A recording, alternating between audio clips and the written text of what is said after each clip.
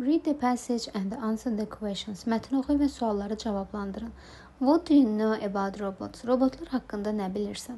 Sophia Lee from 7th grade is our school participant in this year's National Technology Fair, a special event where people show their work projects in San Francisco. 7-ci sinifdən olan Sophia Lee demək bu ilin Milli Texnologiya Yarmarkasında San Francisco'da bizim məktəbin iştirakçısıdır. Read the interview and learn more about Sophia and her project. Müsahibəni oxu və Sophia onun layihəsi haqqında daha çox məlumat öyrən. Jack və Sophia arasındakı müsahibəyə başlayırıq. Congratulations, Sophia. Do you join our school technology fair every year?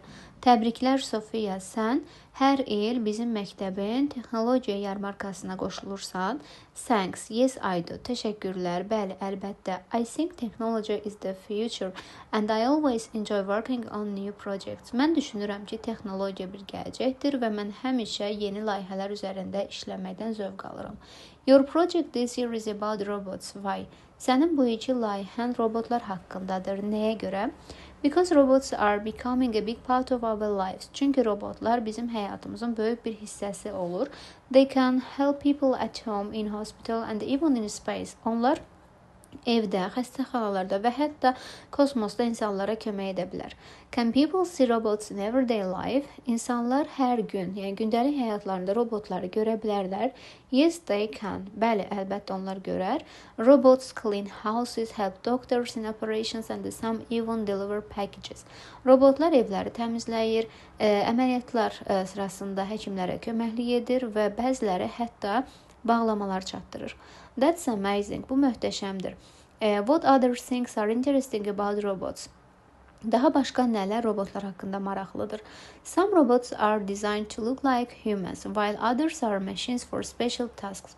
Bəzi robotlar insanlar kimi, yəni insanlara bənzər formada dizayn olunur. Halbuki digərləri xüsusi tapşırıqları icra etsin deyə mexanizmlər şəklindədir. Scientists are always trying to make them smarter with artificial intelligence, a type of computer program that can think and learn like a human.